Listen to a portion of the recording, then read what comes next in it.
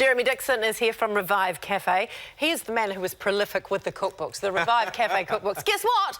Number 5 has been born. Why not? There it is. I know, you've basically done one a year, haven't you? For That's the last, right, yes. well, for the last, this is the 5th year. They're fabulous. You eat this book with your eyes. There's so much colour. Yes. Every recipe photographed. Just beautiful.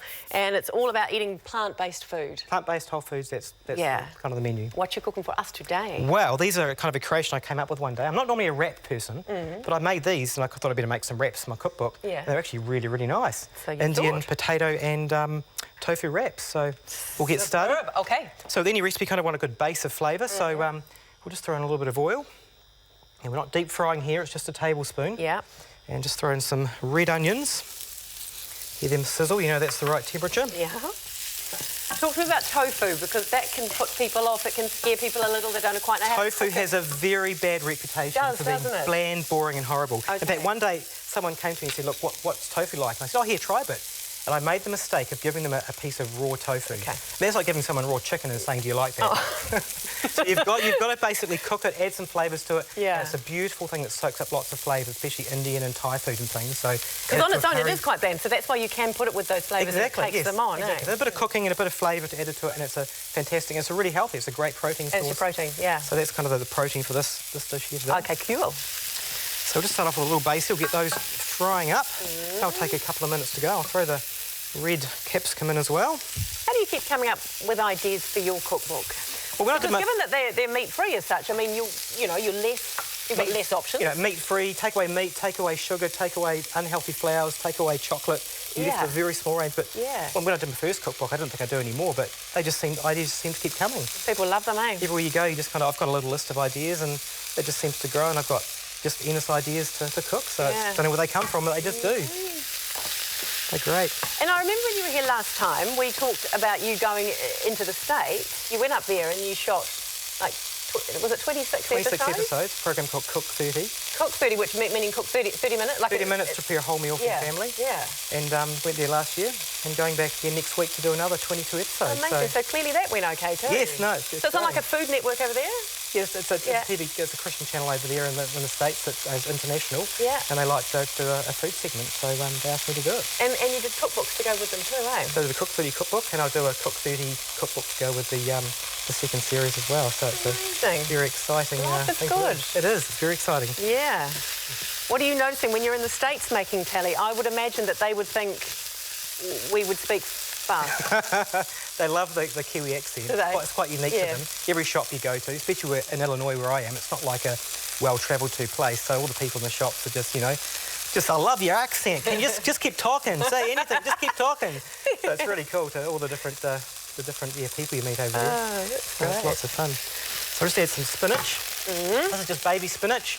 You could add some frozen spinach or some just normal big spinach, but you want to cut up really, really small. Yeah. So we'll just throw that in, and that'll What's your best tip for keeping spinach fresh in the fridge? It doesn't last that long, unless you can get those fancy containers that prolongs life. Sometimes. But if you haven't got that? I think just buy it fresh with spinach. Eat it. Yeah. I mean, with herbs, if you want to keep your herbs a long time, you just put them in a wet paper towel. Right. And they'll keep in the fridge for over a week, so that's a good way. Now, I tried that, and my paper towel kept drying out. Do you just keep wetting a paper towel? Oh, yes, you'll have to keep wetting a paper towel. Because fridges have got a lot of very dry air floating around that's really bad for food, so this will just melt down in a few seconds. It's going well. How did you cook that tofu? Was that just with a little bit of oil? Do you add salt?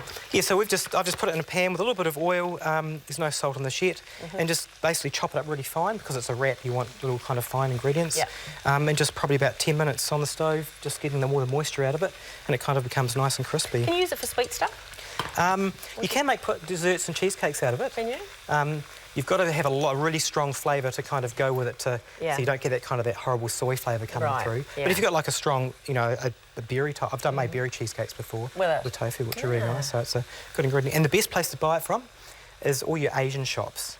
To get it in fresh, it's probably about half the price of other places. Oh, really? And you buy it in a block, eh? Buy in a little block like that. So it's usually $2 or $3 for a bit of protein like that is actually really good value. Yeah, it goes a long way. So we'll start mixing up the rest of the stuff. I'll put the turmeric in. And what did you do with these? Roast them? Potatoes? So that's just roasted potatoes. Yep. Just for time, I've just pre-done them. So just a bit of oil in the oven. Just add some turmeric to this as well, just to activate it, to get it heated. Just What stir does it it do? around. What does the turmeric do? Turmeric. Oh, it's just to give a bit of colour and flavour. Oh, OK. And you want it. too. It's very good for you. Very good for lots of things. But it's good just to activate it in the heat, just to make it. You don't want to put it in raw. You want to give it a little bit of heat. Oh, OK. So that's nearly there. So I'll pop these potatoes in here. So we're just going to, all the stuff we've cooked up, we're just going to make a lovely mix of all these flavours. Do you eat this hot, or could you have it cold? Either or, actually. Yeah. You probably want to have it warmed, at least. Just add a little bit of salt. Add the tofu. I've actually got a big batch here, I think. And essentially just mix all the ingredients together. And stir them around. That turmeric. Do you do it? You don't do anything with your wraps. You don't toast them or anything like that. So afterwards, you can put them in the oven just with a little bit of spray on the top, just to kind of toast them up if you want. Or in your sandwich press. Yes, perfect, exactly. Just like or put it in a pita. This is just like a really flavoursome mix. Yeah. I mean, it looks quite average, and when I saw it, I thought, oh, this might make it on the cookbook. When I ate it, it was actually a really delicious combination. Yeah. So just spoon it onto the wrap. Like that. And make sure you get wholemeal wraps. There's a really good range of wholemeal, kind of whole food kind of wraps around in the supermarkets these days. So don't go for the white flour ones. You want to make sure you have a long life. The trick is getting it wrapped up. Exactly. So there's many ways of doing it, but the easiest, you can actually do a kind of a parcel thing. The easiest way I find is just using a kind of a cigar, just kind of roll it like that. And just put that on this, cut it in half, or put it on the oven tray with a bit of oil. Half on the angle, make it fancy. Exactly. So just fill those up and put them together, and you've got a really easy lunch. So magic. It's a really yummy Thank you so dish much, Jeremy. Well done. Book number 5. Thank you very much. In stores now? In stores, yes. Over the next couple of days, it'll be in stores. So good stuff. Thanks, cool. Good luck. All right, we've got plenty more in store for you this Wednesday. Just how much does life imitate art for funny man Dylan Moran? We are sitting down with the BAFTA award-winning comedian very soon. We're gazing at gorgeous frocks with New Zealand Weddings magazine. They're giving us an exclusive preview of their NZ Fashion Week show. And when we return, you could be soaking up the sun in Rarotonga this summer. We'll tell you how right after the break.